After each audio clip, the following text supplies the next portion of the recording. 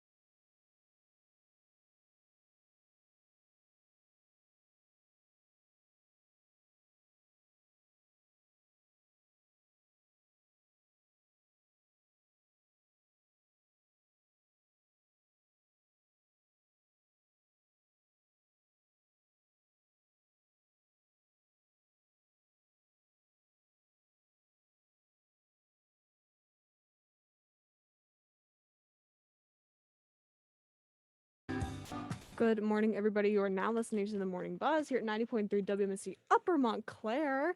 I'm your host, Lara Ziccardi. Welcome to the show. I also, as joining me with me is my co-host, JT Bethea, our newscaster, Victor Muniz. How do you say your last name?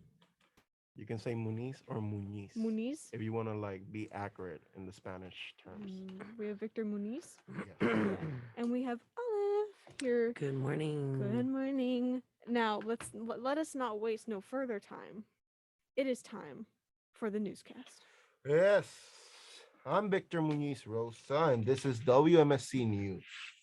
In local news, yesterday, the ban of single-use plastic bags has started, and many New Jerseyans had mixed reactions. Some were supporting New Jerseyans' sustainability efforts, but others thought it was an inconvenience. In national news, leak of Roe versus Wade's possible overturn on the Supreme Court caused many Americans to debate if the justices are guided by their political beliefs or by the law. In international news, Russian soldiers breached for the first time Ukrainian defenses around Azovstal steel plant to seize full control of Mariupol, Ukraine. In MSU news, students react to Biden's plans to cancel student loan debt and believe is the right step into a brighter future for many families. In entertainment news, Amber Heard finally takes their stand on defamation trial against Johnny Depp. She testified about their romance and allegations of physical and sexual abuse. The weather today is partly cloudy. It's currently 57 degrees. For WMSC, I'm Victor Muniz Rosa. Nos vemos. That was a beautiful newscast as always. Thank you, Lara. Of course. So, sports so far. Oh my goodness, there he is. It's the first time I'm ever late. It's the last one. It's okay because you made it just in time for guests. Wait, are we on? Yeah, You're on the air. Hello, everybody. Hey. So sorry I'm late. Honestly, He's right here. I'm making this a short. I hope you know that. For those of you who don't know, we have YouTube shorts here on our WMSC We've been slacking YouTube on the channel. shorts. I'm not gonna lie. And this one will. What'd you say, JT? I said we've been slacking on the shorts, me included. You know what? It's been a really long semester, and we've been working hard. Yeah, especially now. So, you know what? It's okay. That's a great way In to my come back though. defense, I was working on a final till like 4 a.m. I do gotta say, finals have been Oh. really, really boo tomato. You know, my back. Yeah. We're throwing a few other vegetables too right now. And probably a carrot, maybe a cucumber. I don't know, man. And vegetables aren't enough. They don't hurt enough. We need bricks. No. Oh my god. But it's okay. It really do be like that because Look at Victor trying to give him a man some shine. Of course. I'm joining the video. the metamates are enjoying Okay. the sharing. He's live. He's live from a cellular device. He's live on the Zoom call. Oh, It's okay. Oh, I gotta Oh, mute my Don't worry thing. about Zoom, my guy.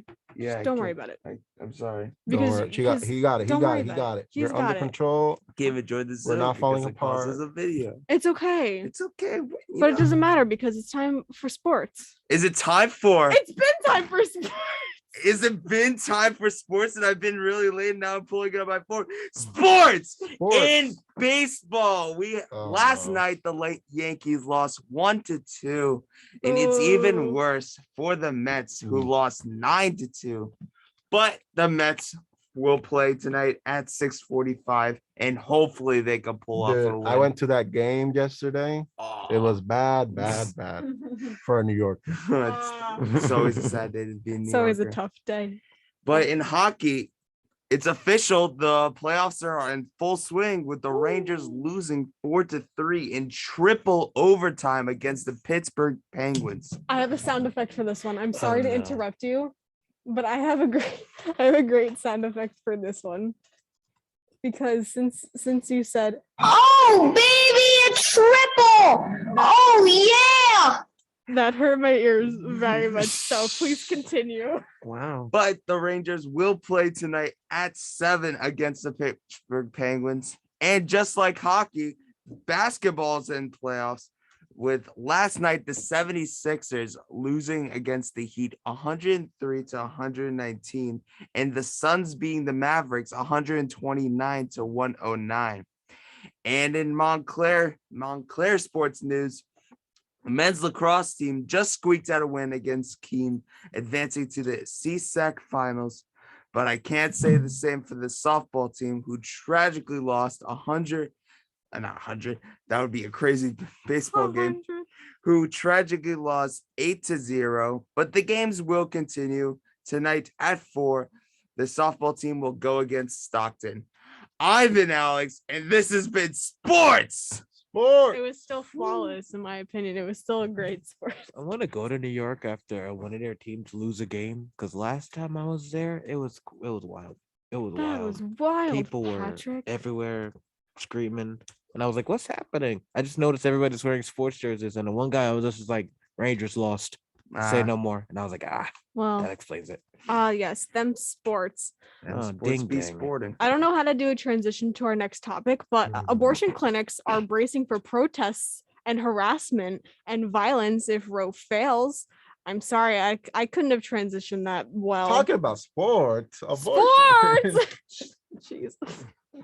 But security has always been a major concern for abortion clinics, and this has just become more urgent. The leak of the U.S. Supreme Court's draft opinion that would overturn Roe v. Wade has the clinics worried about an uptick in harassment and other aggressive activity by abortion rights opponents outside their doors. Lori Casey, an executive director of WE Health Clinic in Minnesota, said she is considering hiring security guards to boost protection in the aftermath of the Supreme Court leak. If the Supreme Court indeed nullifies Roe v. Wade, several states near Minnesota, including North Dakota, South Dakota, all the other stuff, and it could even spread to the east, it could even spread to the south, it could pretty much be anywhere, would restrict or ban abortions, and that could draw more protesters to clinics in general, according to the data provided by National Abortion Federation. Violence against abortion providers has increased in recent years, which helps clinics develop security plans. Melissa Fowler, a national abortion, I can word really well today. I believe in Okay. you. You got it. But the chief program officer said clinics fear the news that it will lead to more attacks. In recent months, Fowler said clinics have reported an increase in numbers and intensity of protesters following the enactment of 2021's Texas law that bans abortion after 6 weeks of pregnancy, as the Supreme Court heard arguments on a Mississippi law restricting abortion. While many clinics have their own security operations, including private guards, volunteer patient escorts, or security cameras, they also depend on police to respond to threats and keep protesters from interfering with their work. The National Abortion Federation has a security division that includes former law enforcement and relies on clinics concerned with local police. And I think the main reason of why I included this story is because it can happen to abortion clinics anywhere. It could happen in Minnesota. It could happen in California. It could happen here in New Jersey. Right here home. Yeah, we got to hit it home. But I think that people are expressing their rights by putting shame on women trying to express their right to choose. And now that the Supreme Court has this draft, it just shows that it's all out of whack now. I have an insight. I heard a story. I am nowhere near gonna drop who told me the story, but long story short, they went through a traumatic ordeal where they found themselves at a very young age having to get an abortion, and they went to a clinic, and their mother had to take the rap from all the protesters in their face on the sides of them screaming. They had assumed that it was the mother, dragging her child along. And they were in the mother's face screaming, saying stuff like, don't take us sibling away from your kid. Don't do this to your child. And just like, I heard the story about 2 months ago. So like, it's still fresh, especially now that this is popping up. And just hearing about, now that I'm hearing about them having to raise security because people are just going to get more violent. That story that I heard 2 months ago already sounded bad enough, violent enough, something that I wouldn't wish on anybody. So I can only imagine what's gonna happen now. Like, how could that possibly get worse? Yeah, and What I many heard. people like don't understand that like banning abortion just makes it worse because it's gonna be more unsafe and women could die, like they could get infected, because they're trying to do it in a way, they're trying to do it the most possible way, and it's not, with a doctor or it's gonna be very difficult to like really regulate abortion, which is the thing we have to do, not ban it, regulate it so that it's a safer process. And it's a hard thing to do. Like many women can't even do it because it's such a hard decision because it's a baby, so it's hard the decision, and every woman should have that right to like decide if they want to do that or not. Exactly. And I read something a while ago. I think it was recent. It was upcoming because I'm very passionate about women's rights and having a woman's Amen. right to choose. And it said, I forgot where this was from, but it said they think limiting and making abortions illegal will stop abortions when indeed they will not, and will make them more and more unsafe and will put women more at risk.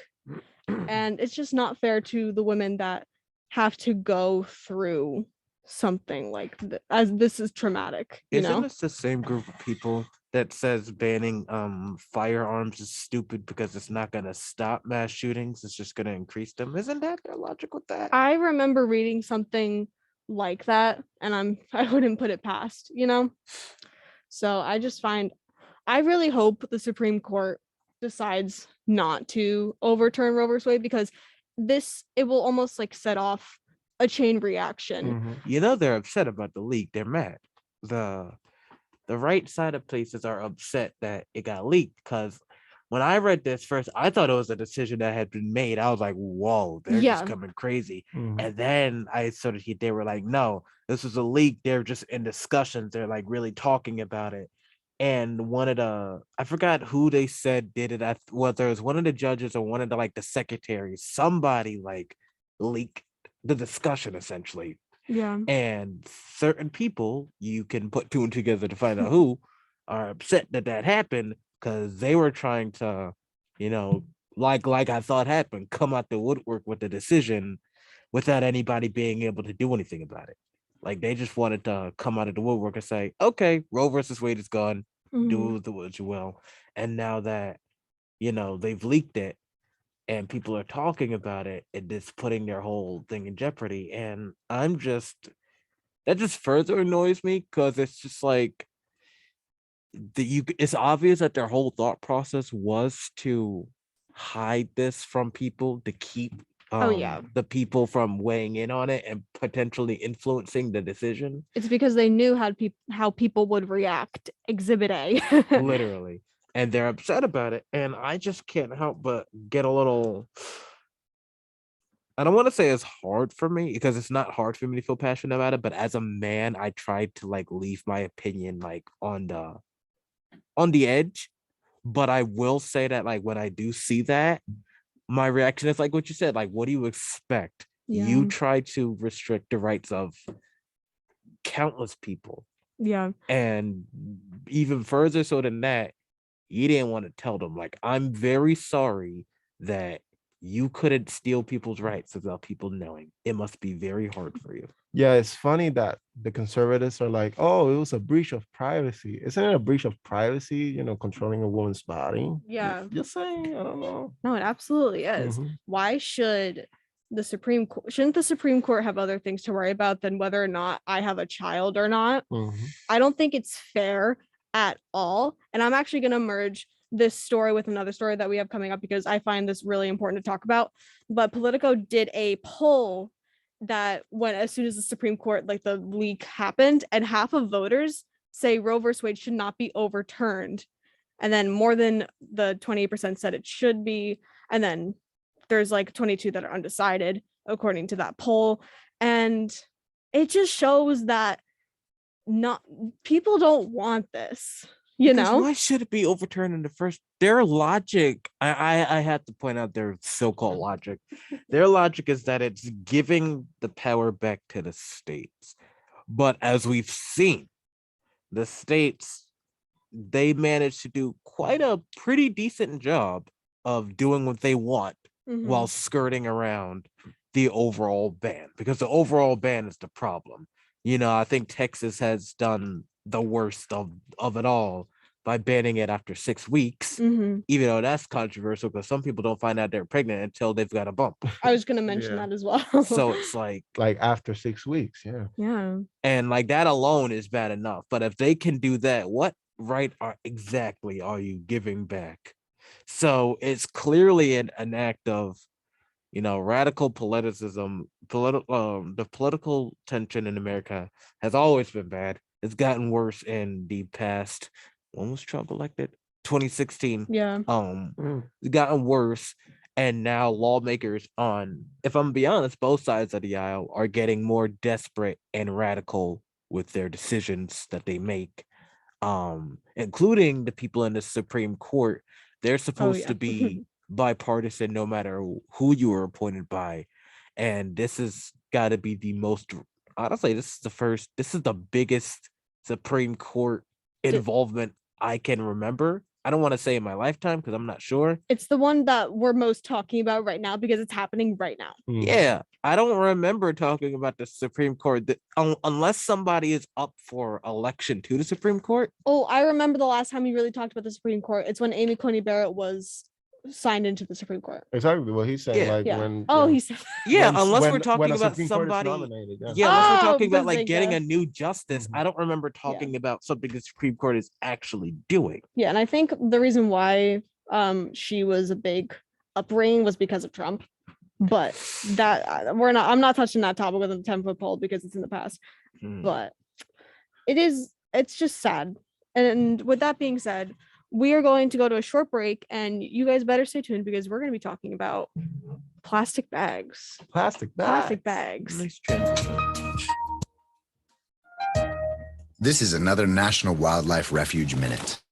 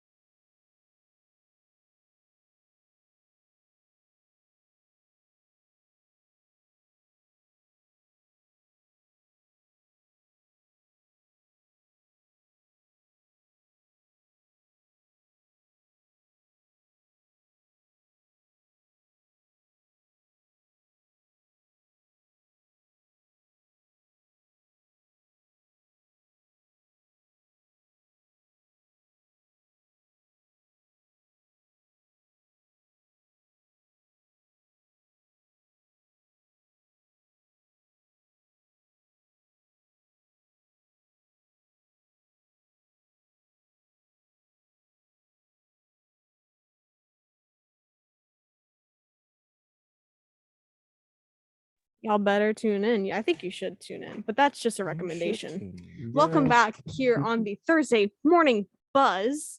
Yeah. We're going to be moving on. We're going to be talking about plastic bags here in New Jersey because guess what? The ban has started as of yesterday. Oh my god. Oh my goodness. my goodness. JT, do you have your reusable bag? Not yet. Ooh, I should Ooh. probably get on that, shouldn't I? I think you should. Okay. Well, as you can probably assume, just like myself, shoppers were caught unprepared. But some do show support for the new plastic bag ban. One customer walked out of ShopRite holding 20 bananas in his arms in the rain. He said, I completely forgot this is starting. This is ridiculous. A regular at Acme Market strode into her local store with a reusable bag at the ready. She said, quote, it's about time. That's what everybody is saying, and I agree. So I got to bring a bag of my own, and I get to collect some cute bags. So what's the problem? A mother with her children in cart at Walmart was caught off guard when she arrived at the store to find the plastic bag rollers were empty. A store employee periodically announced to customers checking out, you could buy these bags for 99 cents. As the ban on single-use plastic bags began Wednesday morning, all New Jersey stores, shoppers had a mixed bag of reactions. I see what you did there. Ah. Some were relieved New Jersey was taking more steps towards sustainability. Others were frustrated by the new rules or confused by exactly what the ban applied to. The law signed by Governor Phil Murphy on November 4th, 2020, said that this means grocery stores, restaurants, schools, delis, movie theaters, food trucks, retail stores, and other businesses can no longer hand out or sell single-use plastic bags. It also restricts grocery stores from providing or selling paper bags. Paper bags will still be allowed at small stores like boutiques, bodegas, and convenience stores, however. Starting Wednesdays, all eateries and stores in the Garden State must also stop providing or selling Polystyrene. Yay. Question mark. Polystyrene products like cups and plates, commonly referred to as styrofoam. Fancy. Plastic straws, while not banned, can only be provided to customers at cafes and other businesses if they ask for them.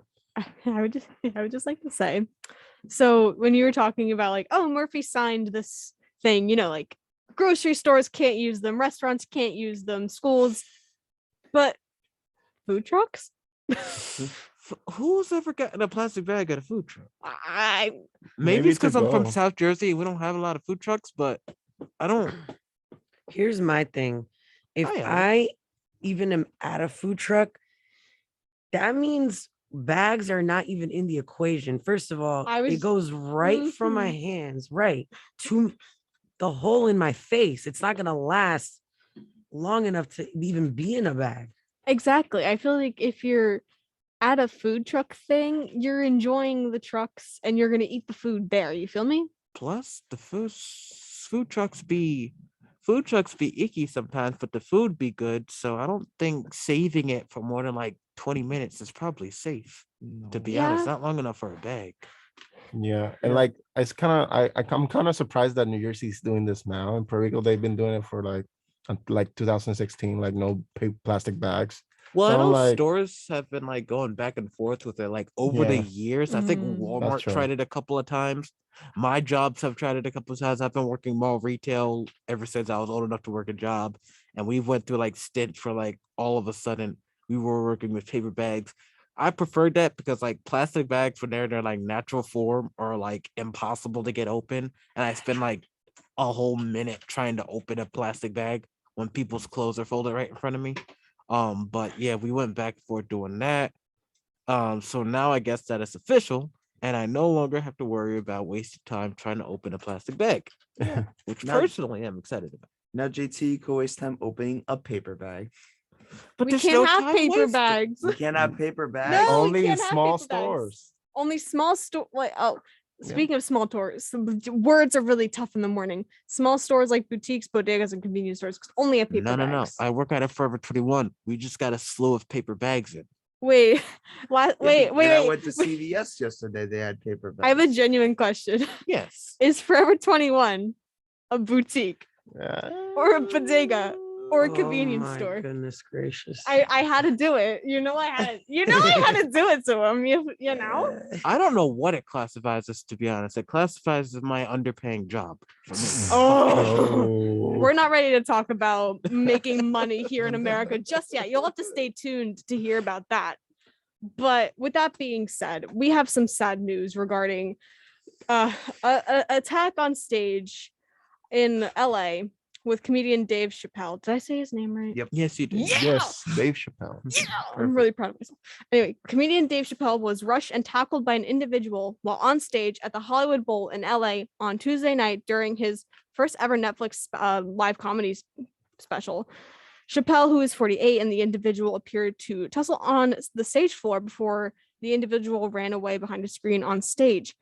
Security personnel then surrounded and tackled the person in the rear corner of the stage. Chappelle appeared to run towards the altercation.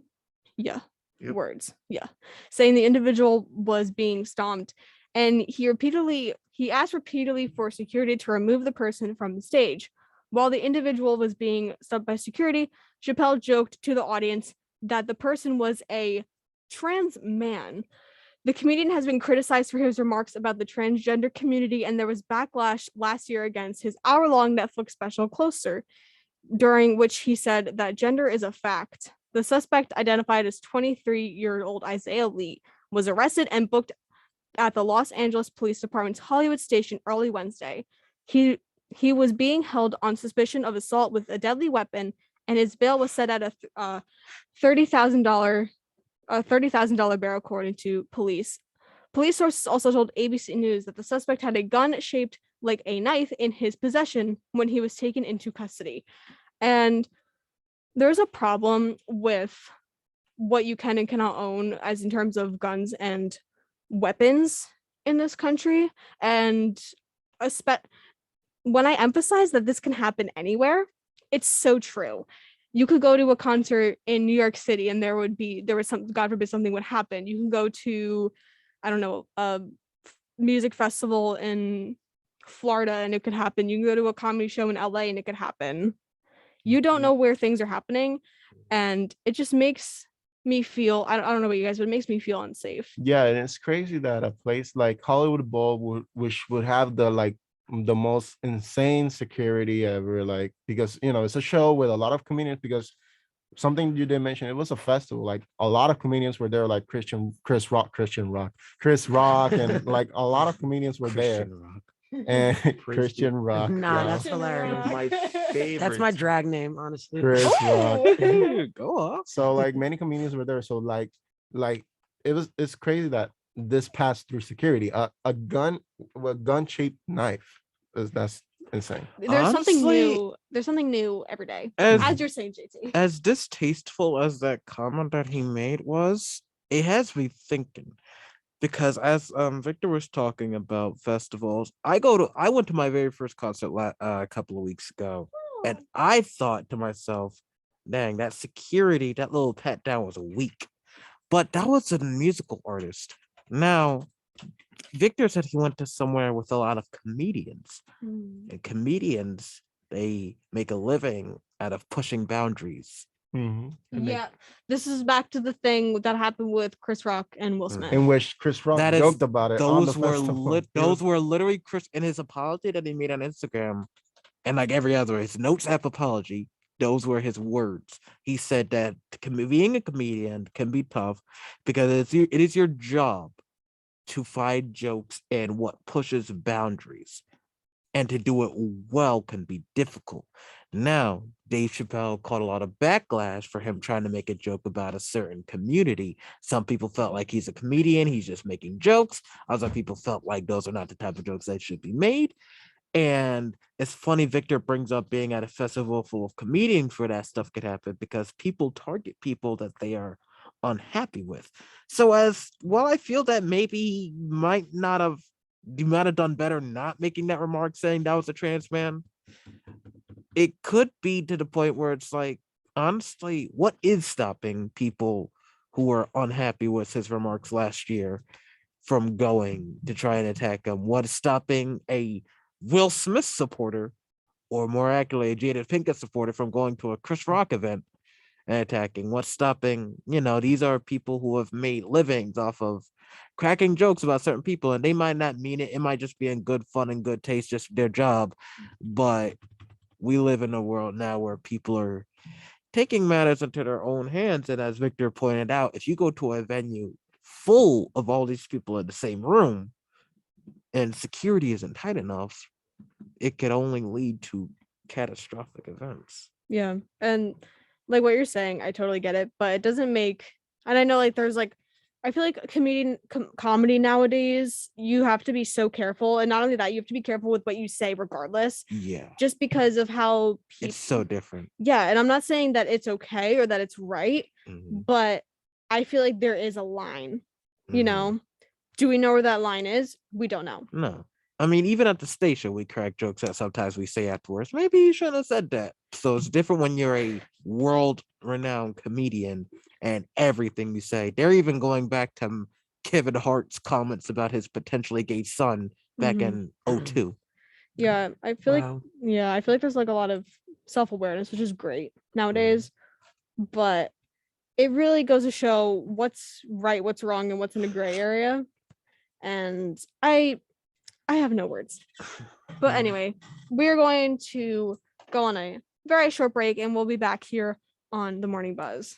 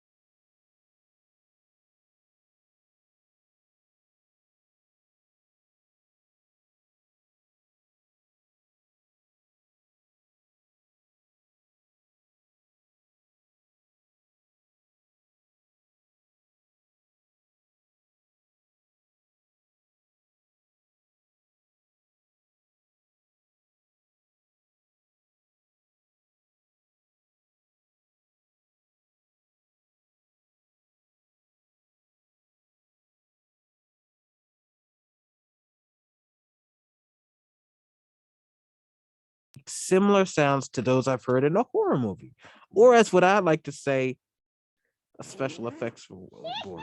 Did you write the story for you and then forget? According to one of the comments under the post, the bridge is actually designed to do this. According to MotorBiscuit.com, quote, most suspension bridges have a truss system built into them beneath the road to keep it more rigid and less apt to sway and twist. But suspension bridges happen to be somewhat flexible during high winds. Otherwise, they may break. The article continues by saying, quote, the combined effects of too much weight and wind can lead to breaking support cables. Engineers supposedly take all of this into account when designing a bridge, which makes a lot of sense because that's why bridges have a weight limit to them. Science rules.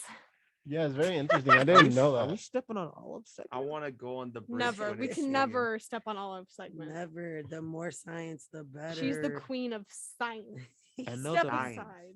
I know the winds are right though, because man, even here on campus, the wind be trying to pick me up and On our take me mont. back home. Like We are on a mont. I at like that Montclair. less. We are on a mountain. Yes. Honestly, it feels like we have our own little bridge here at Montclair State. Whenever we walk up a good, good old flight of stairs, the parking garage stairs. We But had a anyway, windy winter. oh my gosh, the Oof. winters here were really rough. We have winter here from October Yes, to May. yes, That is our winter. yes, I had like 2 So sunny from days. tomorrow to yesterday. yes. Exactly so. But that's okay today because today we have a high of 72 degrees. We Yeah, do. It's like the I was gonna say What that. am I Are you? saying? Oh, I still I'm went writing from it. Victor. I'm writing it Aw. right now for Victor. the Stole next hour. extended weather from him. Wow. per one I'm gonna thing steal he- hosting duties. extended weather. He has on the one thing, horizon. Laura, and I it's better extended get out of weather. I better get out of my chair then. Okay, I'm You know what? Victor No, can Lara, be. come I was like, back. oh, I'm just she's kidding. really. Oh, You know I what? didn't- I Victor didn't- can be a Lara because if there's anybody that I've seen play with the sound effects as much as Lil Gremlin over here, it has been Victor. Hi, I'm Little Gremlin. Ooh. But yeah, that wind really got me. I want to go on the bridge when it's swinging. Of course you do. You know there's a bridge in Rutgers for that. Oh, There's a bridge at Rutgers. Yes, it's called the Kissing Bridge, and it literally Oh. feels like when you're walking on it, it literally feels like it's going to break. And if you have a certain aptitude for high stakes, it's amazing. I remember my only time on Rutgers campus was at a music competition I was in junior year, and we crossed that bridge, and I was with my brother and one of my teachers, and my brother was freaking out the entire time on the bridge. He was like swaying back and forth, like this doesn't feel real, and my chaotic self was giggling the whole time like a madman because I was enjoying myself. that sounds about right. Mm-mm. That sounds about right. Yeah, like a kissing beautiful bridge, kiss of rose. death. No, thank you. No, thank you. But it's very interesting. Bridges can't be like really rigid. Like they have to at least have like a little bit of They gotta be a little loose. Got a little because of movement. physics. and, Yeah. Physics. I no idea how it Science. works, but that's why we have Olive. Olive. Bill. Well, the thing Yay. is, when it's okay, so they So- give those bridge. allowances so that it literally bends, not breaks. You feel me? Because Oh. yeah, so that's what that's for. Because like when you build things that are so like, I mean, a bridge, I don't have to tell you, it's huge. So when you build things that big, the risk of impact, like shattering it, if something were to hit it, or if you had strong enough wind, or for example, the actual earth shifting. You know what I mean? Like, for example, if we had like an earthquake, bridges would just like disintegrate if they didn't have this built into it. Yeah. So fascinating. Yeah. Thanks for bridging And that gap. Oh, God. Oh. In the past couple of years, a new fear has been unlocked of like me being on a bridge, like in a car, and just like shoot onto the water, like especially because I can't swim. New That's just- fear? New fear. Yes, like within the past recent years, the more movies I see with like falling and collapsing bridge scenes. Oh, I'm just saying for me, it's an antique fear. Like it is nowhere near new. I think Like, You really can't swim? it started when I like watched Harry Potter and the Half-Blood Prince for the first time when I was like Oh, yeah, relatively I'm young. Oh no. But it wasn't Prince. bad. No. But recently, more and more movies. You know the scene where like the Death Eaters come and I like know what smash the scene. bridge. Yeah, it started then, but I didn't think about it too much. But now that I'm getting older and I see more and more movies, and they've got like a same scene, people are on a bridge, it's breaking, the people are trying to run, some people are falling in the water. Don't be mad at the trend, JT. I'm just like, hey yo, don't be mad at the Sorry, trend. JT. listen, I can't activating. swim. If JT, if I I'm jump in that sorry, water, I'm but bridges done. are here to stay. Not bridges are here to stay. Not if I can help it. It's not a phase. That's Bridges hilarious. are It's not a here. phase, Live Ma. with it. It's a lifestyle. It's not a phase. Bridges are a lifestyle. I guess JT will just have to get over it. Oh, that was a good one. Anyway. Yeah, you I guess can't- he'll have to cross that bridge when he comes to it. I don't want to come to the Oh, bridge. JT, what's your snap. favorite Oh, song? snap. Under the Bridge By the by the Red Hot Chili Peppers. a reference to Not the red reference knots. to last week when Or- we read a story about Red Hot Chili Peppers cover band. yeah, a guy Called the bought Red Not Chili. a guy bought tickets to thinking he was seeing the Red Hot Chili Peppers, but he bought tickets to the Red Not Chili Peppers. Yes. But with that being said, we have to move on to our feature story of the day. So, it's that time. It's the end of the semester. It's time for seniors to graduate. But you know what? You guys might be in for a shock. Although the job market and starting salaries for the class of 2022 look significantly better than last year, they may fall short of graduates' expectations. According to a report from the National Association of College and Employers plan to hire about 31% of more new degree holders from this year's graduating class than they hired from the class of 2021. The increased demand for workers is also driving starting salaries higher for some majors. And a side note, while I was reading this story, they said nothing about media jobs, so sorry to disappoint. The average starting salary for this year's crop graduates is projected to be more than 50,000 based on the most recent data. According to a separate survey of college students pursuing a bachelor's degree by real estate, which in March, current college students expect to earn twice that, 103,888 in their first job. But real estate, which also found that undergrad students across all majors and institutions overestimated overestimated their salaries by 88%. In fact, the salary projections from the class of 2022 vary greatly depending on the area of concentration. Of course, again, nothing about media jobs. NACE's Director of Research and Public Policy said, quote, students really want to understand the hiring demand and starting salaries within their major because they obviously differ. Beyond highlighting the overwhelming burden of student loan debt, the pandemic has also shed a light on the financial benefits of earning a degree. A majority of graduates with student loans said their college education improved their career opportunities and earning potential. But I feel like that last sentence about like having potential, whatever, I feel like that's been the norm for like 20, 30 years. You know what? I'm just going to say one thing. The timing of this story. Okay, news, great, thanks. But here's my thing. When I see a story like this, so close to graduation, all I see is them, right? Them trying to get new students complacent about the fact that you're about to lowball all of us, and we're just not going to have that. Yep. Okay, like I just want y'all to understand that we're not going to take it, okay? It's hard enough to live, okay? And everybody just went through all this hoopla for however many years. Come on. Do I have to claw Yes. to eat and put gas in my car and do all that? Like, guys, please. So I don't it's know. ridiculous. Yeah, all I've just said is hard to live. I'll live. That was a good one. Hopefully I make it a little easier. But I'm glad that you said that because again, the timing is impeccable. And I just feel like there's so many people looking for work nowadays now that we're not really out of the pandemic, but like getting closer. But still, people are like, hey, I want to work, and jobs are like, nope, we're not gonna hire you or whatever. But that's just, I feel like it can be really frustrating for people who are graduating and trying to find a job and who are struggling with that.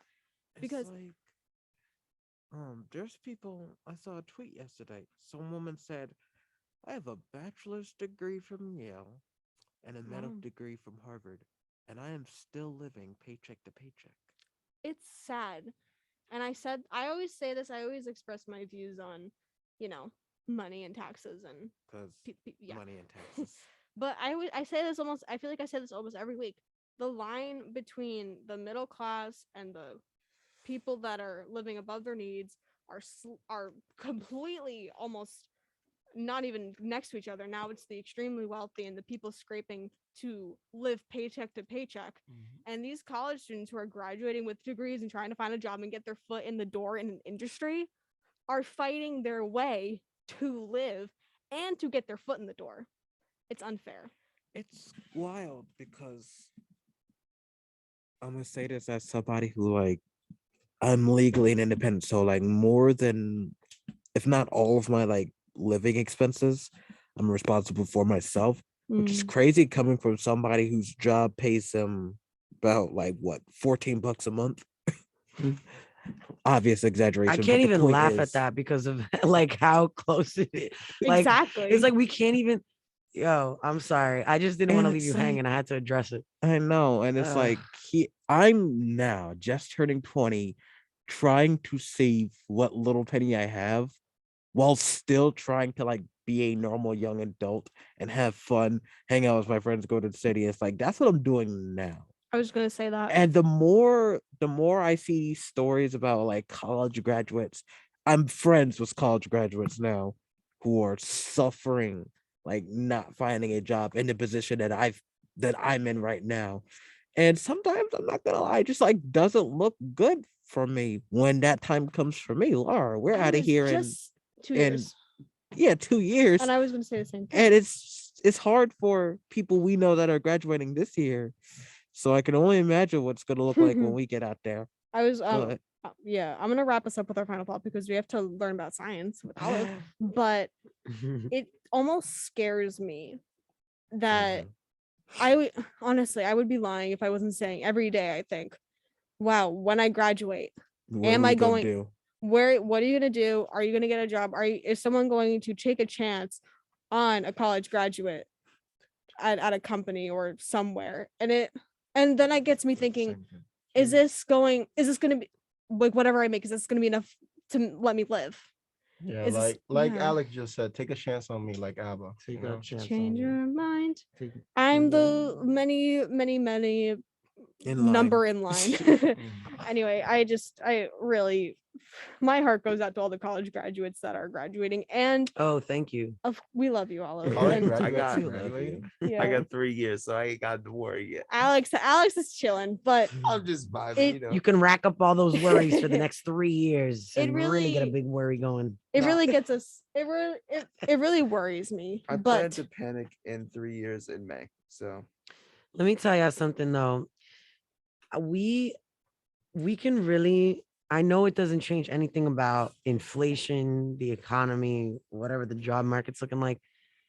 But you know what? We really do have a fighting chance. We're coming out of one of the best schools, particularly in communications, ever. So I mean, if anyone's even gonna have hope, it should be us. I And agree. I really do hope that other students around, the country are feeling as optimistic as I want to feel every day. Mhm. And that might not always be the case, but I do hope that we Yeah. all collectively keep our heads up because it Yeah. ain't easy. And again, just gonna wrap this up. Our general manager said in our show discussions chat. Now I know things don't happen where you want them to happen on your timeline, but it will happen. We have students who are working before they graduate, and 2 students who are actually working with startups. So we just have to keep the faith. Absolutely. And this is to end on a good note. because you gotta have faith. 'Cause you gotta have Yes. faith. This is a good note to transition. I want to learn about science. Science. Good thing we have all. Science. I really need to make a little soundbite that's like maybe like bubbling, like the science bubbling and like I have- tinkering. I have one for you. All right. Scientifically possible. I think that's the one we used last. It was what we used last time. So y'all, all right, I want to begin this very special all of the science pal segment by saying that this week, if y'all have logged onto Google at any point and saw that amazing graphic of this amazing black man in a little train driving around him That is Elijah McCoy. And I want to take a moment to honor him before we get into any other weird science. Because he's amazing. Hop on this train while I tell you about him. So, Elijah McCoy, a little background. He escaped slavery from Kentucky using the Underground Railroad and went on to receive his first patent for an automatic lubrication system. Now, let me explain. Before his invention, maintenance crews would have to lubricate the mechanisms and tracks of trains manually, which was expensive and time consuming. Imagine already, it's waiting for a train that's on time is already like, I already got to just get moving and whatever. Imagine in between stations if they had to literally like lubricate the track so you can continue going like every stop. So he essentially created the machine that lubricates the tracks and the wheels automatically. So I'm just clearing up what that actually means. So he greatly contributed to locomotive design after the Civil War era and was also the inventor of a lawn sprinkler and an ironing board. Now, this is significant because companies frequently imitated his work and fell short of the quality that, he was known for, which is where the phrase "the real McCoy" comes from. I don't know if you ever heard that before, but you know, hey, go get me that sprinkler. Make sure it's a real McCoy. That's the Elijah McCoy that's been honored this week. So I just wanted to bring him up because I guess it's like I don't even know what kind of mind he has. I guess he has like this engineering mind. Yeah. And I just think that's the coolest thing ever, that somebody could invent a lawn sprinkler, but also the reason why trains are as efficient as they are, because the train wouldn't be as efficient as it is if you had to stop every station. I don't even know if it would make it every station. I think it's like they had to literally stop along the way whenever they just needed for things to be greased up. So yeah, I just think that's amazing. So that's our first story. Trains are The cool. next one, wait, any feedback? I'm sorry, I heard a little voice in there. Someone did, but Yeah. you go first. Trains are awesome. Like They I've been are. taking public transportation since I got here, and trains are awesome. I like the story where that train, it tries to get up the hill and it says, "I think I can," and it does. The little engine that could. Yeah, that's Hey, a cool man. train. That's everybody right now. We And can. actually, I think it is a locomotive in that book. So Ooh. And then you very have much Thomas the train relevant. and other trains. I wish we had a Thomas the Train sound effect. I am a Thomas the Whoa. Train. That show is kind of hilarious. They're creepy, but I love them. Yes. I think They definitely are. that was like my favorite show when I was a kid. I think my mom told me. Like I always watched Thomas the Tank Engine. I think my favorite Thomas the Train meme is that one where like he leaves the the meme. engine mad and says, "It's time for Thomas to go. He has seen enough." And that's Me every and day. this is time to go on to our next topic. So our next story, a company called Good. Meat Tech is messing with my head right now. Okay. Known as an international deep tech food company. Let me just repeat that. Please do. Known as an international deep tech food company, as well as the leader in the field of 3D bioprinting cultured meat, Meat Tech has developed a multi-nozzle 3D system meant to print meat without affecting cell viability. Okay.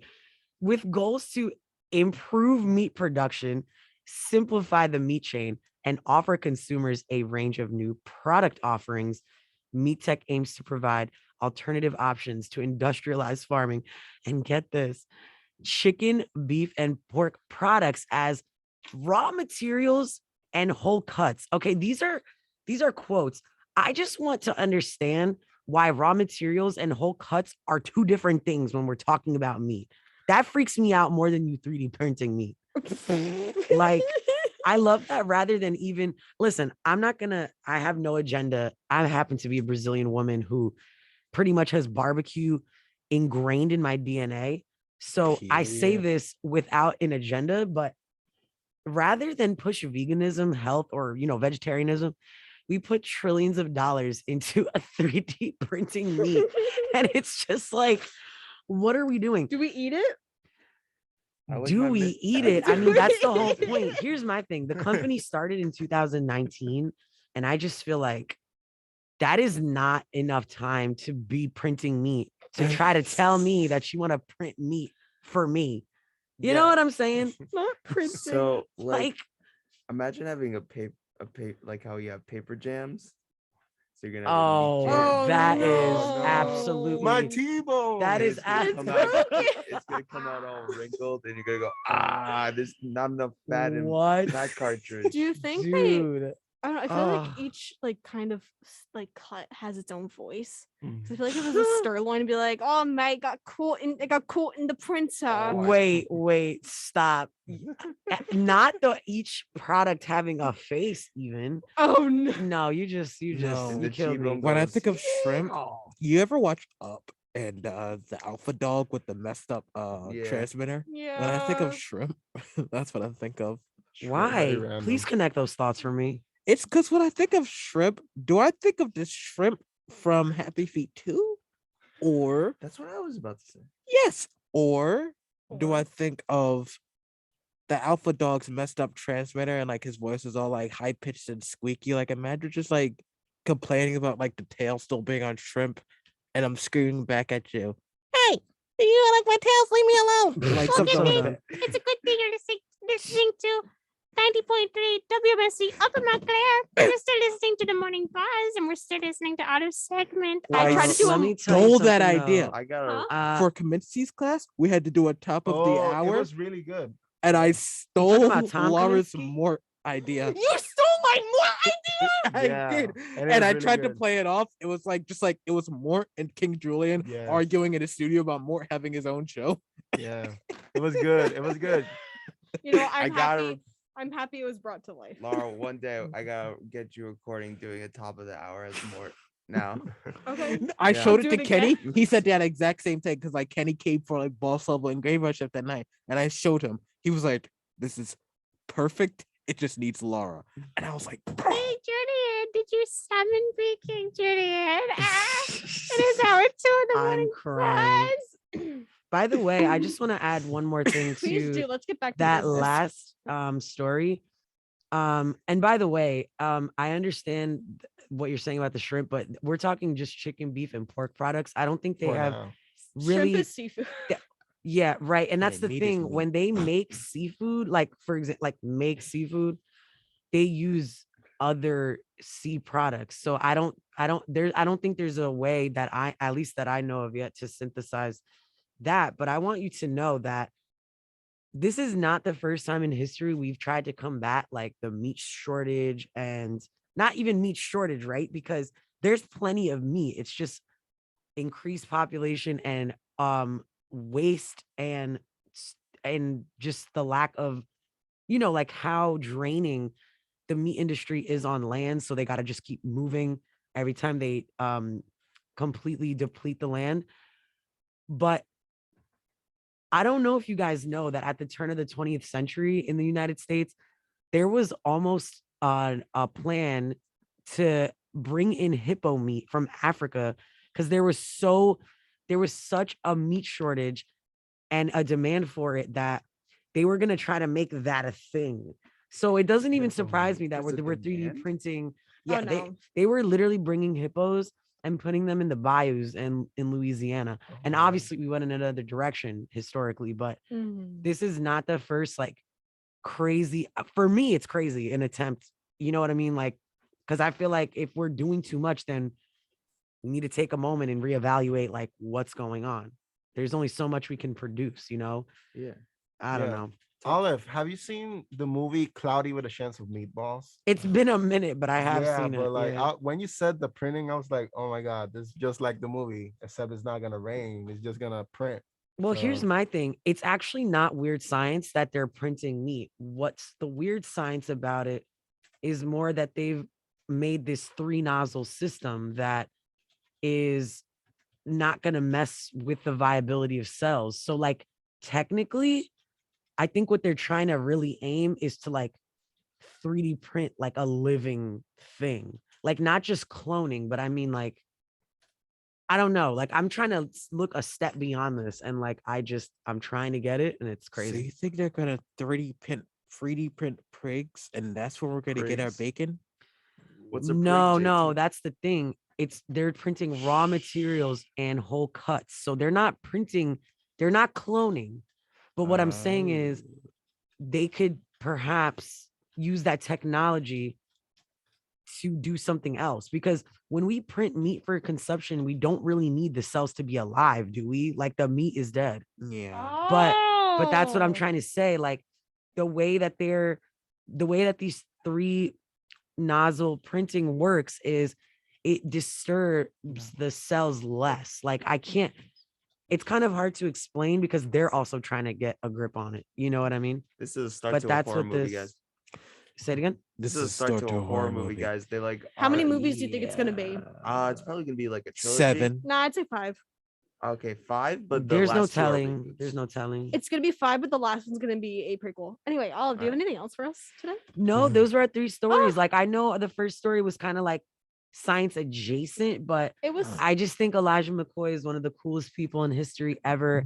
And it made me so happy to see the Google graphic yesterday and the day before. So I just wanted to share that with y'all. And yeah, I hope you guys learned something today I did. about I the weird did. world that we live in.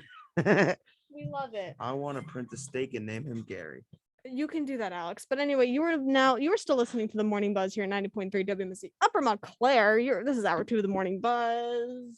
Bing bang. I'm not gonna play a bunch of sound effects because I'm not. Anyway, it's me, Lara Ziccardi, Self-control. your host, along with my co-host JT Bethea, who claims that I might have self-control.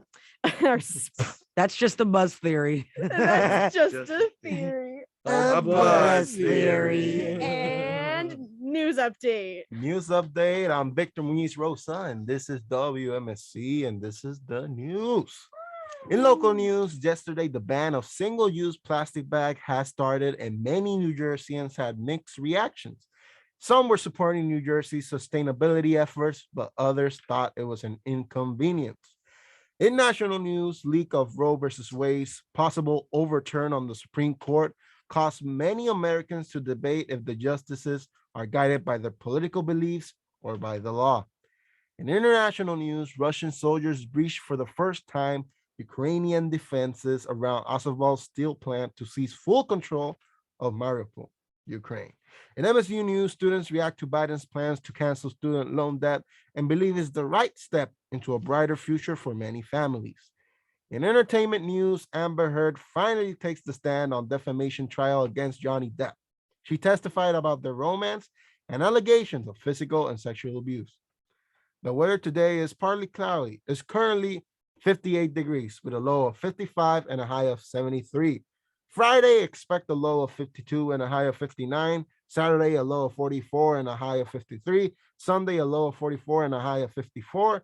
Monday, a low of 44 and a high of 61. Tuesday, a low of 47 and a high of 68. And lastly, Wednesday, a low of 49 and a high of 70. This is Victor Muniz Rosa for WMSC. Nos vemos. I would just like to say that when you're talking about New Jerseyans having mixed reviews about the bag ban, I thought, commingled reviews. Okay, recycling joke? No? Okay, whatever. You know what? It was already reduced, reused, and recycled. I need to reduce the use of that joke that I just made. I'm so Maybe sorry. you should recycle it. That had no correlation. What was that noise? Alex, when I say I am my own sound effects board, sometimes I mean it. No, seriously, Lara's got like 15 different fonts of laugh. Yes. Did you just say I have 15 different fonts of laugh? Yes, you do. You've got your like giggly child in the bad boy position. Your little you've got that one. You've got like when it's like flat out funny, you just like cackle louder than anybody in the room. It's my personal favorite. Yes, that's a good one. I can It's more hear of that a- across. I can hear that across like 3 rooms. I hear you in the green room from the office sometimes doing that. Hey. Yeah, for reference, the green room is at the end of our hallway, and the office is on the other end. It's not of the very hall. green. No, it isn't No. green. It's white. But you grass. know what is green?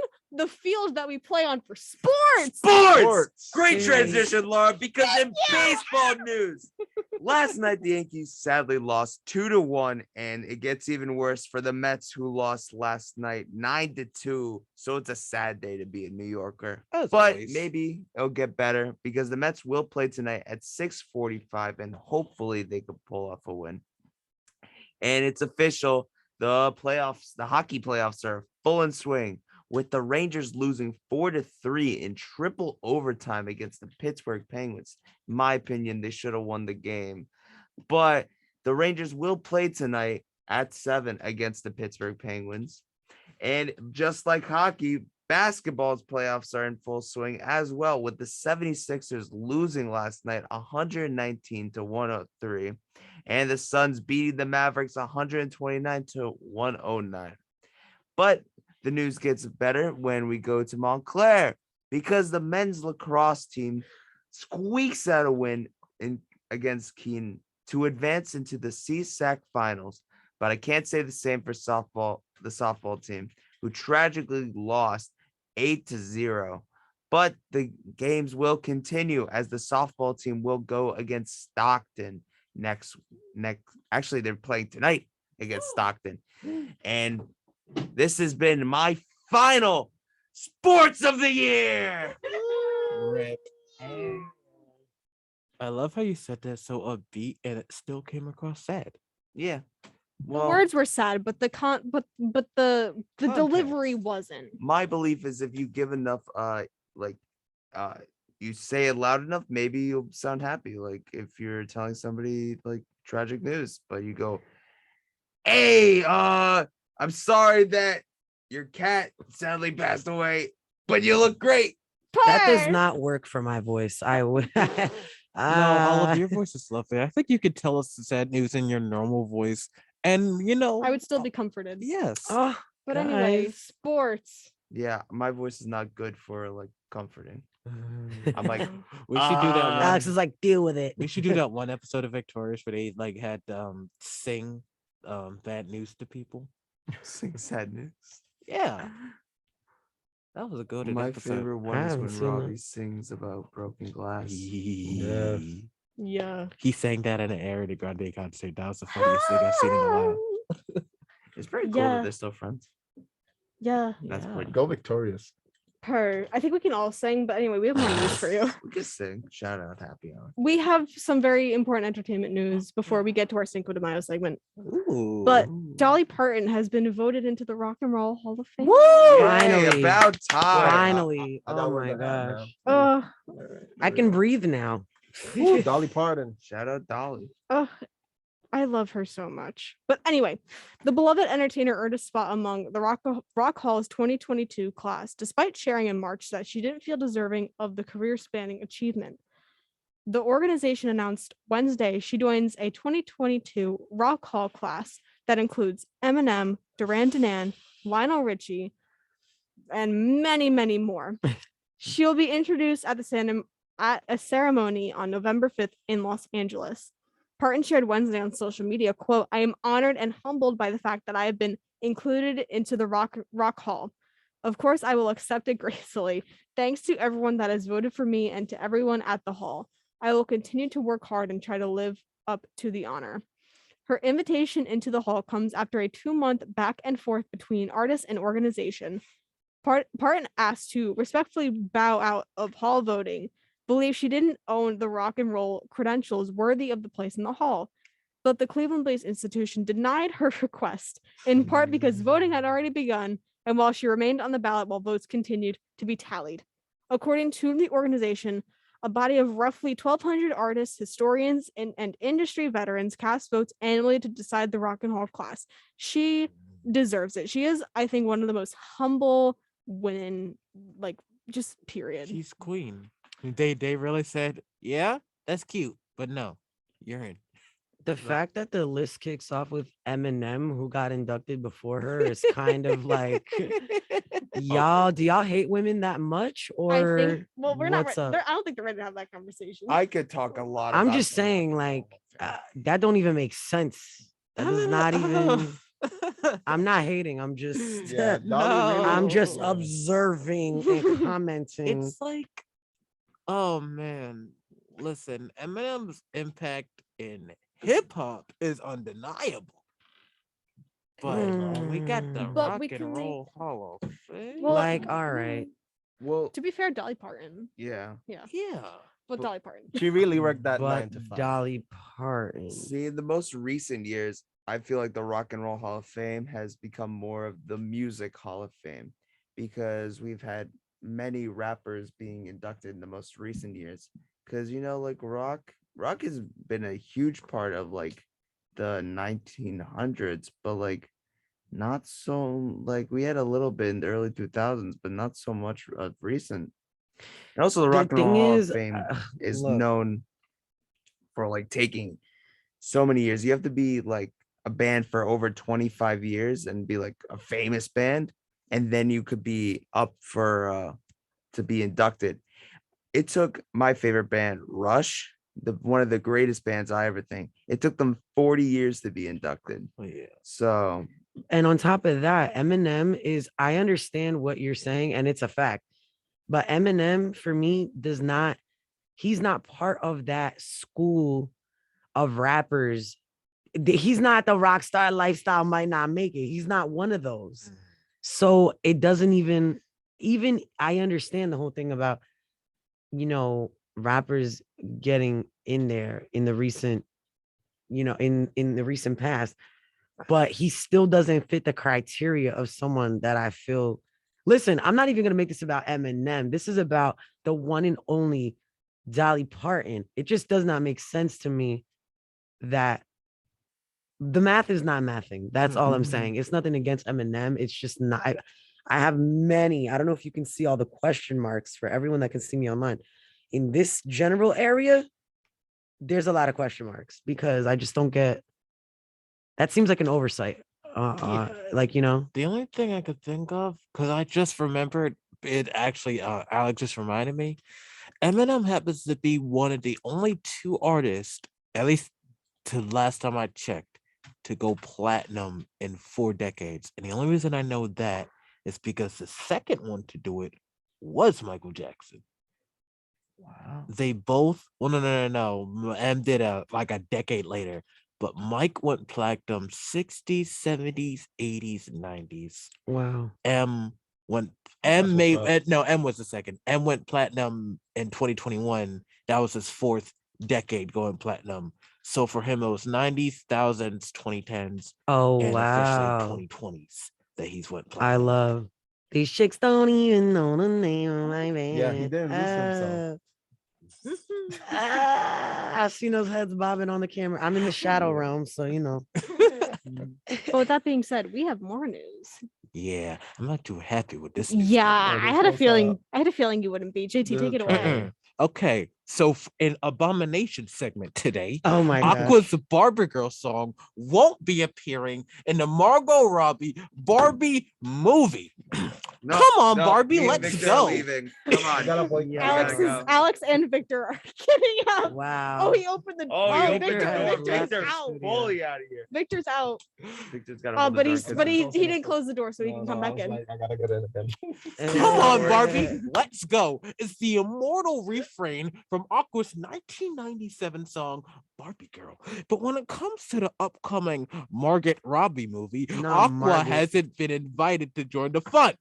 Despite fans insisting that the song should appear on the soundtrack to the Mattel and Warner Brothers film, Variety understands that there are no plans for that to happen. Manager of the lead singer of Aqua says, quote, the song will not be used in the movie. Variety has reached out to Warner Brothers for comment. Although there wasn't an explanation to why the Danish pop band's mega hit won't be sounding Barbie, there has previously been bad blood between Aqua and the toy company Mattel, who created and owned the Barbie brand. For those of you who don't know or even forget, Barbie Girl is a hit by Aqua and became the phenomenon in 1977.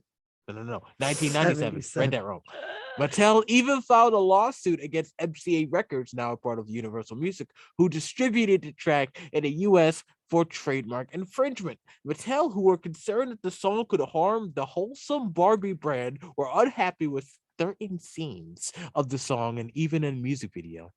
In response, MCA Records said the song was a parody protected by First Amendment and filed their own lawsuit or defamation statements that a Mattel spokesperson made during the course of the lawsuit. Mattel attempted to appeal, but they were met with short shrift. Again, dismissing both the trademark infringement and defamation claims, the United States Court of Appeals Circuit Judge Alex Kozinski, I think. Nice. Ruled the parties are advised to chill. 25 years later, it seems Aqua are still out in the cold. Why you mad though? Why are you mad? We're mad, I guess. I just want y'all to know that I own the Aqua album. I literally got it as a little girl and I have it still. And it's a really good album. Like, if you're into that kind of music, I mean, if you think Barbie is interesting, they definitely have some other bops on there. Highly recommend. Listen, I just think Barbie Girl was such a staple, like even to this day. I understand how wild this might sound to look coming from myself, but you've got to understand there is nothing more iconic than just seeing people under certain influences all come together under the one Barbie Girl by Aqua. You could be working at a haunted house and a certain group of teenagers, Shaggy from Scooby-Doo's, would roll up in their big trunks, blaring Barbie Girl, screaming it at the top of their lungs. You go to certain parties, everybody expects the gym to pop smoke and shake West, but you play Barbie Girl, everybody in the place is going off. My 5-month stint at McDonald's, I think my favorite, most wholesome moment was that some group of kids rolled up in a car.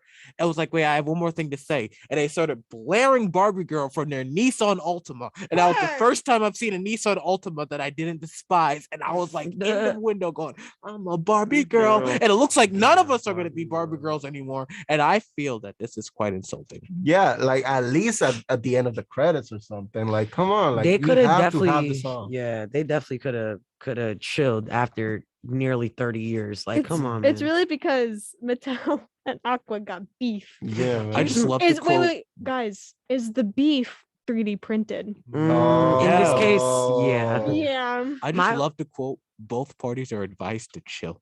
Yeah, no, that's too much. You guys, just chill out. It's a song. I love how they're more concerned with, well, at least I guess in back then, with the lyrics of it, when y'all should be more concerned with the unrealistic body standard that you have been shopping. I'm about to say there's nothing wholesome about Barbie's looks, okay? Barbie is always never. No, but let's not say that though, because they are more inclusive now. But my whole thing is just like, really, do we really? I just feel like when you are this successful, like in Mattel's case, do you really have to make us think about Aqua's Barbie Girl? Like, come on, man. Petition for new national anthem. Aqua Barbie Girl. Aqua Barbie Girl. Everyone stand. Okay. Everyone stand for the national anthem because only if you want to, though. Only if you want to. You know what? I won't kneel to this one. This is a great time. We'll be back here on the morning bus. Yeah. You better stay tuned for our Cinco de Mayo segment. I gotta put Barbie Girl. There's Barbie Girl isn't a next gen. I'm sorry to disappoint. Next gen is the program we use to put music, but wow. But it's okay. Hopefully our music librarian can get on that. Yeah, please. With that being said. Hey, you're listening to 90.3 WMSC Upper Montclair, where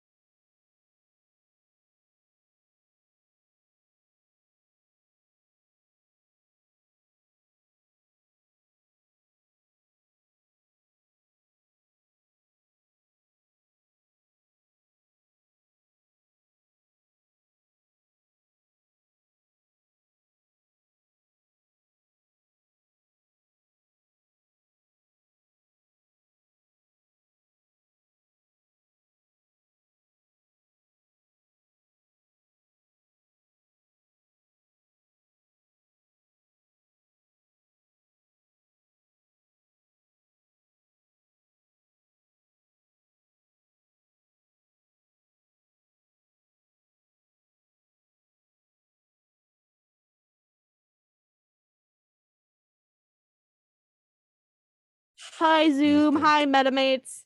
So, for those of you who don't know, today is Cinco de Mayo. And wait, I'll play a sound effect for everybody because boy. I want to. But every year on the 5th of May, the US gets together to celebrate a Mexican military victory against France. Of course, you probably know the story already, or else why would you celebrate? See, on May 5th, 1862, the Battle of Puebla, a gifted young general named Ignacio Zaragoza. How'd I do? Great. Good. Whoa! That was good. Yeah! Coming from a Hispanic. Cool.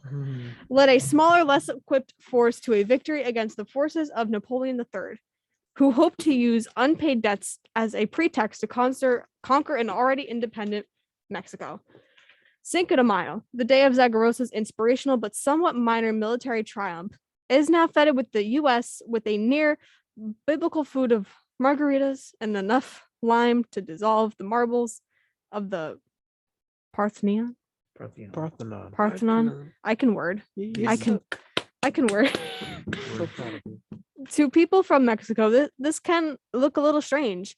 In the central state of Puebla in Mexico, the birthplace of most Mexican immigrants to Philly, New Jersey, and New York, Cinco de Mayo remains an important but mostly local holiday, commemorated with a daytime parade attended by thousands. When he saw Americans celebrating Cinco de Mayo with shots of tequila, he was shocked.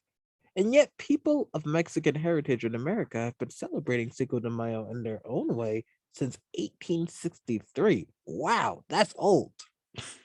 Cinco remained obscure in the US until the 1960s, when Chicano activists championed Zaragoza's victory as a blow against imperialism and a cause to celebrate Mexican American identity.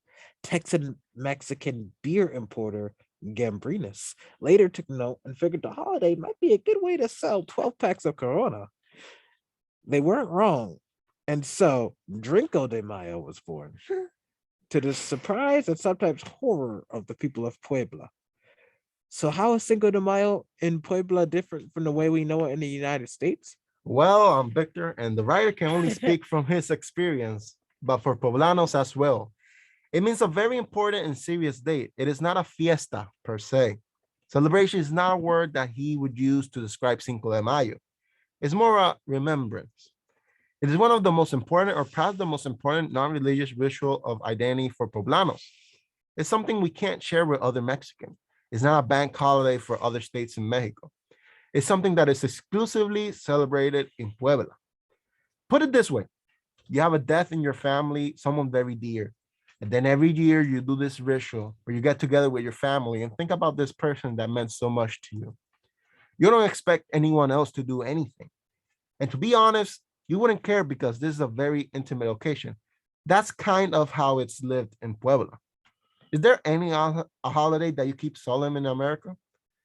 Veterans Day might be comparable. Or there you go. It's about the death, the sacrifice of these people. Why would you get drunk for remembrance? So what does it look like to Poblanos when Americans party on Cinco de Mayo? We see it and we're kind of surprised. Like, why do you have to appropriate everything? It's become the excuse to drink cheap tequila, eat fake Mexican food, and abuse all sorts of imaginaries that does not put Mexican culture in good light. But it's wrong to start if we're not willing to ask, why do Americans appreciate Cinco de Mayo? Appreciate Cinco de Mayo the way that we do. And for Americans, this is not any effort or interest in asking themselves, why are we doing this? What does it mean to Puebla? If we ask the right questions, then the answer will lead us into a deeper understanding.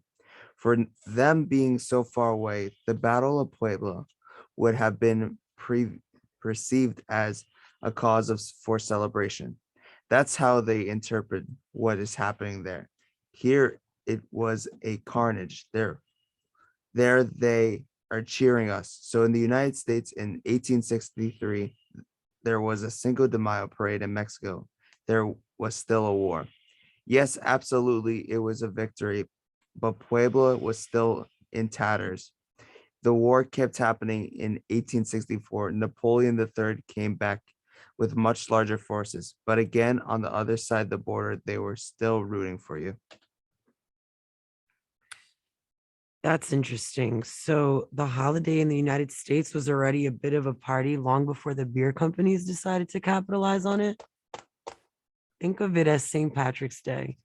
It's a big deal in Ireland, but the way it's celebrated in America is like, what is going on? I don't want to say Americans have no right to celebrate Cinco de Mayo. Mexican Americans have every right to celebrate Cinco de Mayo based on this history. I can see why Mexican Americans would make it about celebrating their their heritage. And why not? Why not in a country that is not theirs, where they have this one time a year to celebrate it? What about Americans with no Mexican heritage who nonetheless grew up eating Mexican food on Cinco de Mayo? If they want to abuse the old drink and have not really. Mexican food.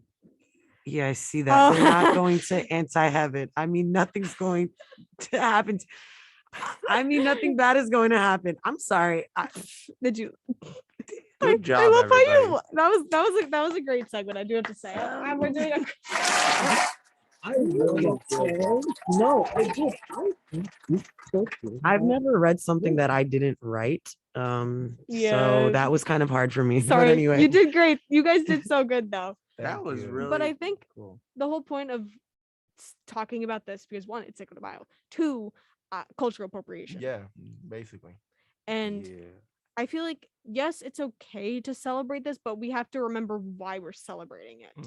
Because honestly, I walked downstairs, I walked downstairs and I see on the counter tortillas and guacamole and whatever to have for dinner tonight. And I just kind of thought to myself, it's kind of cultural appropriation, just a little bit.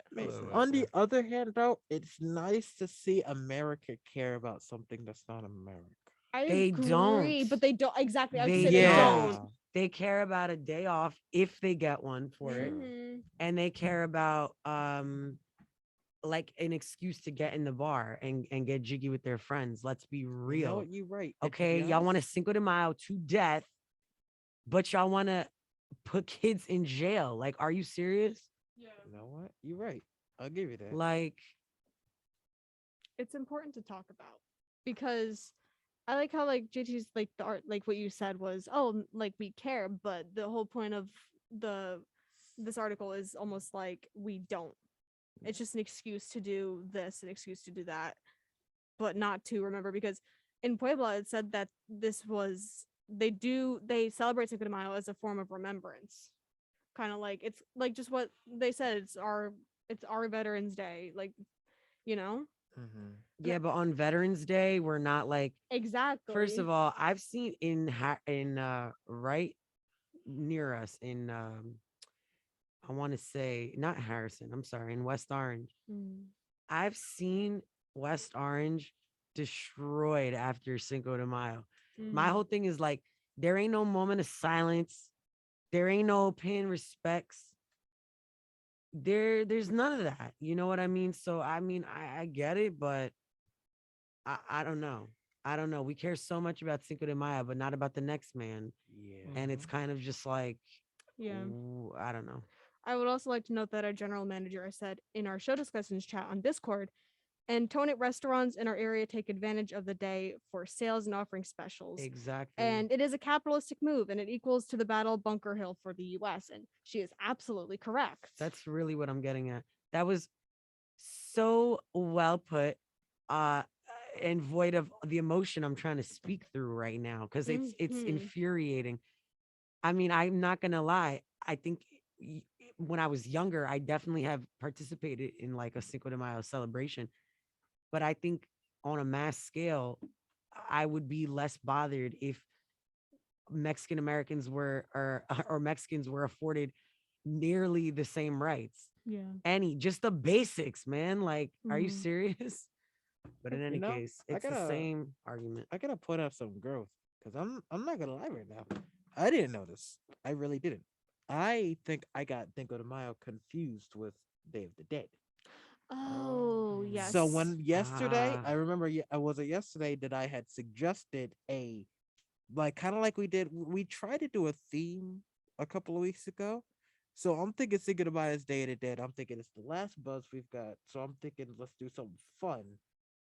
And like the idea was quickly shut down, but we could do a segment. I didn't know why. I just figured we didn't have time. But reading through, it's making a lot more sense. Yeah. And I'm like, Even then, Day of the Dead is a form of remembrance of ancestors and family. True. Right. I do know that, but it's more it's definitely more festive than Cinco de Mayo. I'll say that. I The way That's arguable. I can't speak for that, you know. True. But I'm not 100% sure on that one. When I was in elementary school, I remember being taught in Spanish class because every like other day we would have Spanish class, and our teacher would explain what Cinco de Mayo was, and she would always say, and they won one unbeatable war. This talking about Mexican people against Napoleon and the French army. And I always thought, oh, that's why they celebrate. And I assume that's why they celebrate nowadays. But after learning all of this, and I'm really into history, so I'm definitely going to be doing more research about how Cinco de Mayo came to be. It's now like St. Patrick's Day and a lot of other holidays. It's been commercialized, and culture appropriation has very much taken an effect. Like, I don't know. It definitely gets me wondering how many holidays is America appropriating? Just A think lot. about it. Like America, like just takes everything. Like even our most commercial holidays, Christmas. They take everything and go, how can I make money off of this? Yes. I think the only holiday that I can think of off the top of my head has no like spiritual, like no, has no what's the word I'm looking for? Reverential is Halloween. And the only reason I know that is because I know the exact history behind Halloween. The way we celebrate it now and its original has like there's literally no correlation between the two. It like Halloween was just like it was like America's Day of the Dead 300 years ago, and then it kind of died away, and then a couple centuries later it was candies and ghouls. That's essentially, but It's a like pagan everything holiday, else, right? huh? A pagan holiday. Yeah, that's It's essentially true. what Halloween was. Yeah. And that's like the only one that's like doesn't have like recent, but everything else between Christmas and Easter and even Valentine's Day, they all have deeper meanings than the way America especially celebrates them today. Yeah. That's history's game of telephone, though. Oh, you know what I'm saying? 100%. Like every year, every iteration, you know, things are they're gonna evolve and they're gonna degrade. You know, like that message is gonna degrade. I don't think we're ready to have the conversation that Christmas and Easter were stemmed from pagan holidays. And we're not gonna have that conversation. We're not gonna have that conversation. We're not ready for it. We don't have the time, but I just want to put it out there. And I feel like this is just another quote unquote celebration that's not a celebration, especially with Cinco de Mayo. I feel like we should be remembering why Mexicans and Mexican Americans celebrate Cinco de Mayo, or not even, they don't even celebrate, they remember it. And that's the most frustrating part, is because we, like, here in America, we're so used to celebrating, and we're used to remembering, but only for our like our days and our holidays. Why can't we remember not even other for people, our days, like though. others people? I'm not like, sometimes it's like I fall into this trap too. Like, if you know me, you know I love random excuses to be festive, random excuses to dress up, random excuses to celebrate.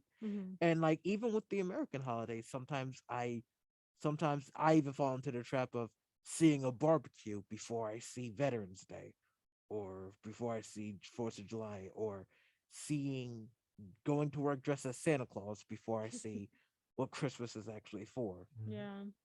Let's be real. It's not a Santa costume. It's I don't know. just It's Patrick. America. It's Patrick with the red hat. That's all. That, or I was gonna say it's America in a form, because capitalism. Late stage But capitalism. That's okay. Anyway, to those who celebrate Cinco de Mayo, respects. You know, I don't even want to say happy Cinco de Mayo. I just want to say it's Cinco de Mayo. Let's remember it. But thank you for bringing that, because in course. JT's case, all it took was like clarifying some facts, and now we're like onto the awareness part. So Exactly.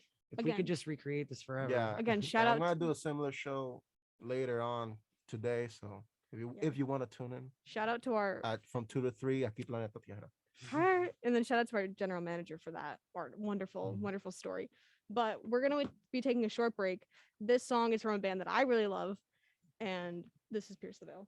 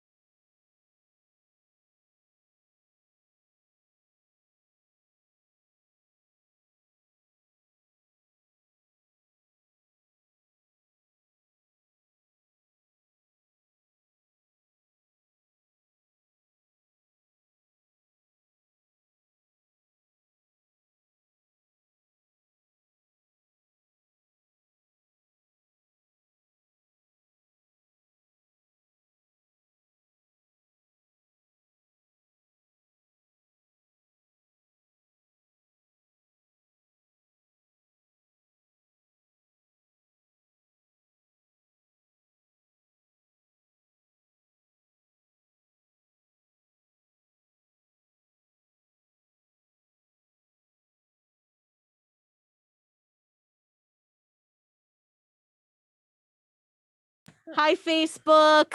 Anyway, it is time to jump into our wonderful weird Oh, news. snap. I know.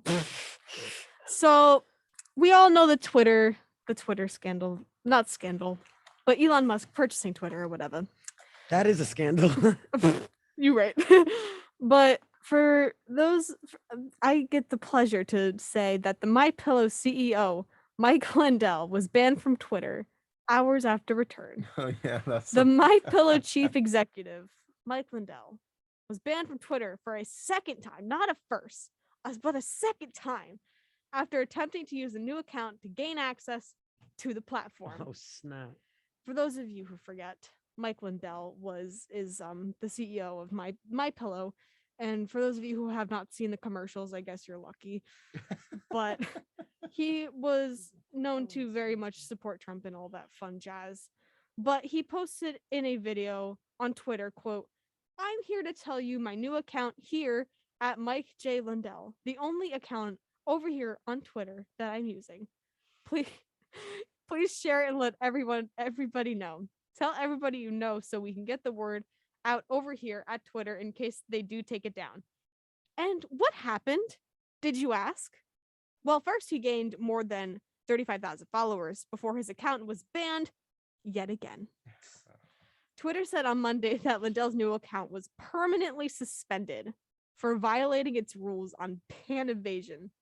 The social media platform said it reserves the right to permanently suspend any other account we believe the same person, the same account holder or entity may be operating in violation of earlier suspensions.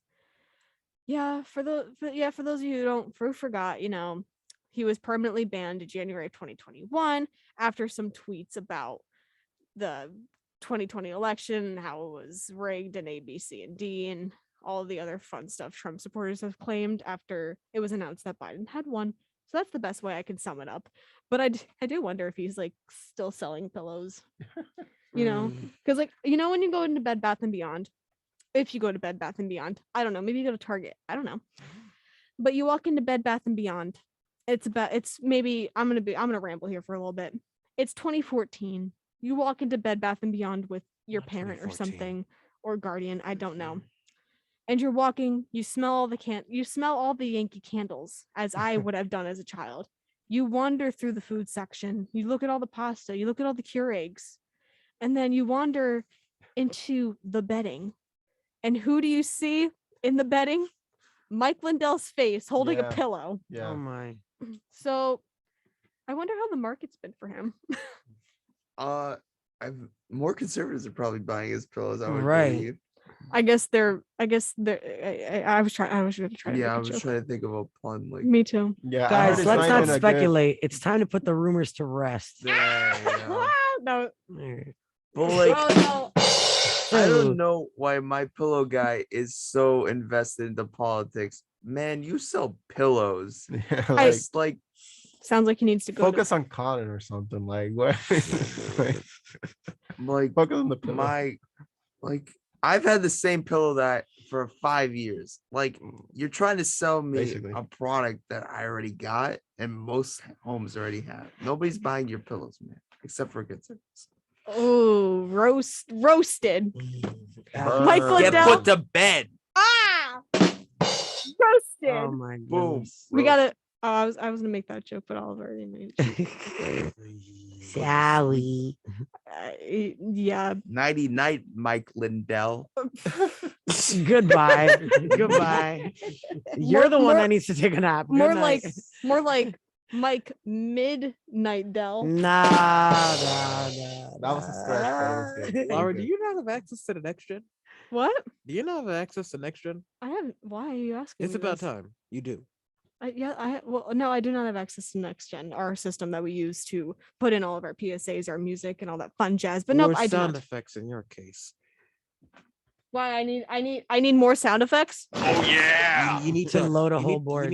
You need a TikTok sound that like that little child is just screaming about mid, where like she's like, you want to know why it's called whatever?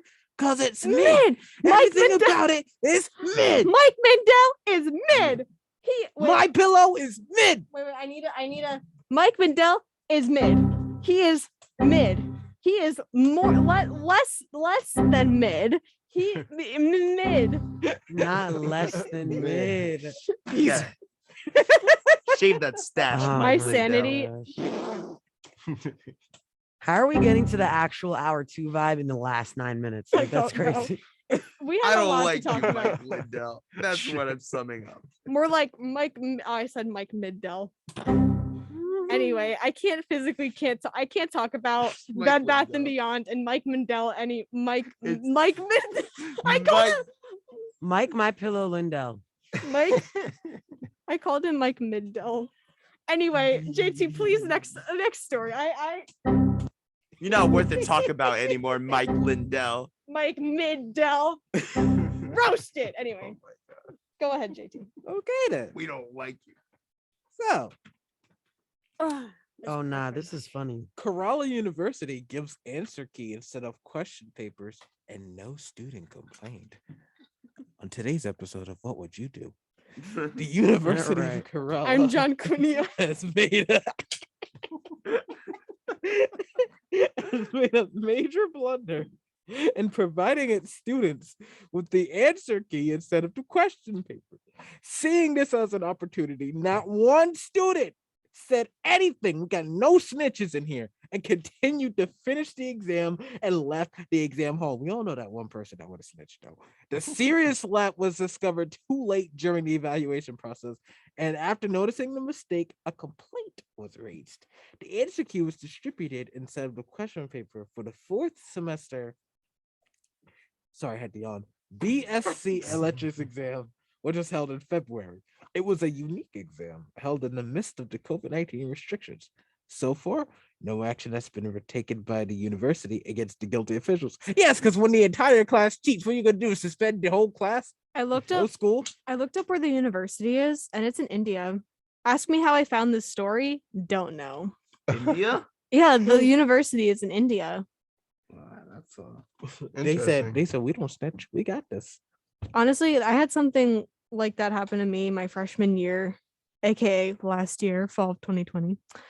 But I was in a intro to psych class, and so we're taking a quiz. I think we're about a third, 3/4 of the way through the year, and we noticed that all the answers were A.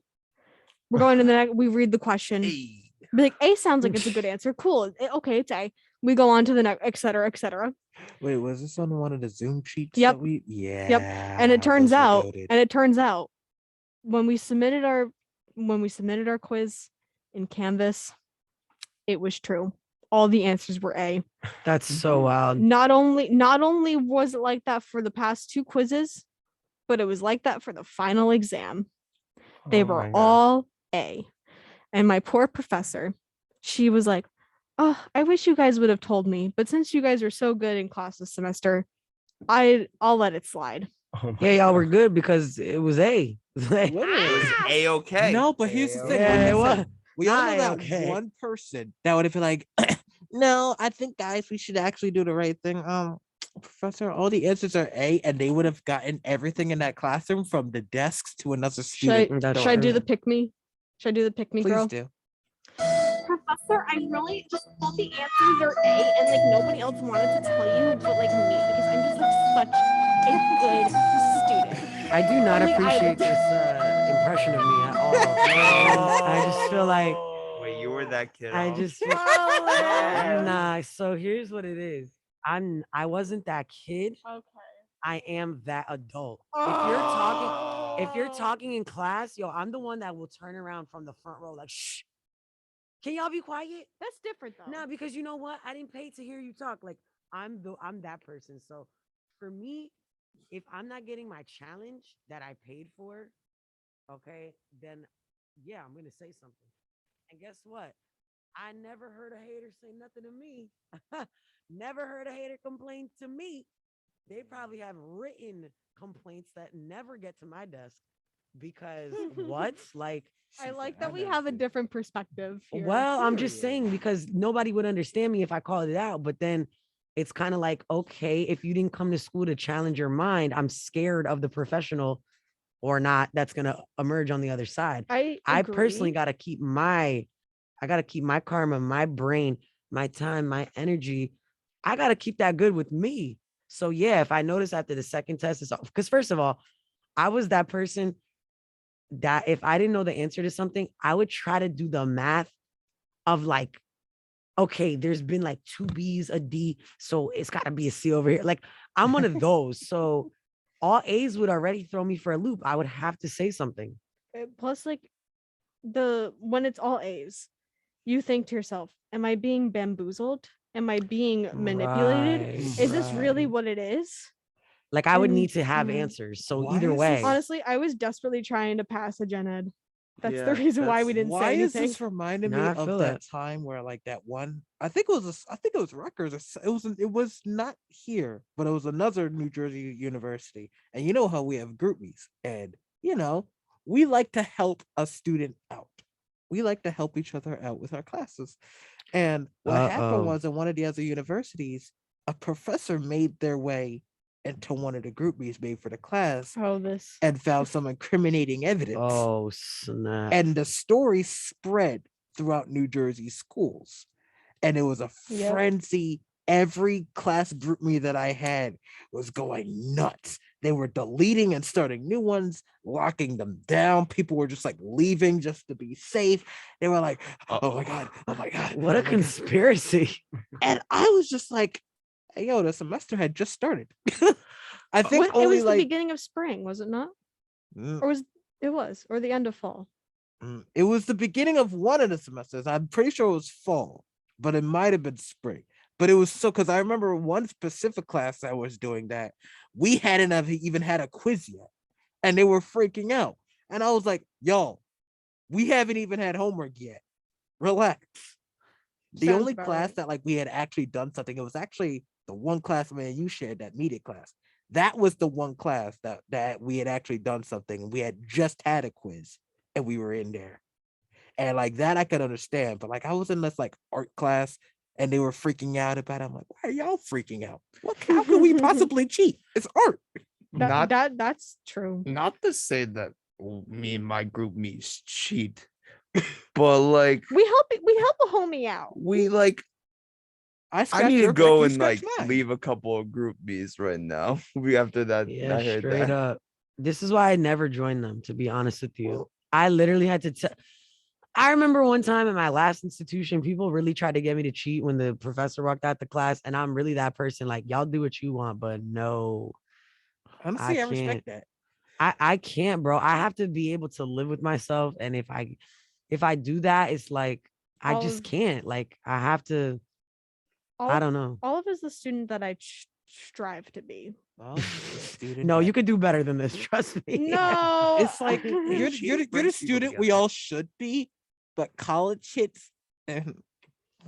To be honest with you, what you need to it scares me. It scares me. I'm not gonna knock anybody, you know? Like I'm not either, bro, but I've seen a lot of people take the easy way out and do like it halfway, and it scares me. Like there's going to be a whole bunch of halfway doctors, halfway this, halfway that. I will never be halfway nothing. Well, you can't be never, never ever. Yeah, I'm sorry. I'm sorry. I just can't do it. You can't be a halfway doctor. Like I'm not judging, like I said, but we're lucky we're not in the same classes because y'all would never survive with me. Trust me. Trust me. I'm the worst. I'm struggling so hard in like a lot of classes. Struggle City population, me and Alex. Yeah. But see, if I was in your class, I would be helping you. And that's the only thing I can say. Also good thing about group me's is like if you're confused about something, you got your whole class to be like, hey, does anybody understand this? And then somebody could be like, yeah, like I do that in my history class because I'm a history major. No, I do love that. It's the coordinated cheating every time that I've been invited. That's why I don't do it. It's why I didn't do it when I came here, because I had that experience at my prior institution. I was like, fair enough. Really? Like this is it went from like a doodle on your hand or like on a piece of like a cheat sheet to like it's too elaborate. It's I can't. It's gotten too complicated. I gotta download an app, do this, do that. Like, nah, I'm sorry. If it was all good and all studying, I would do it. But clearly y'all have had better experiences than unfortunately I've had. But in any case, from my experience, that whole doing like quote unquote cheating or whatever, like group me's or whatever, that was more popular, I would say, last year during 2021. Because of COVID. Yeah. But also we needed that extra help.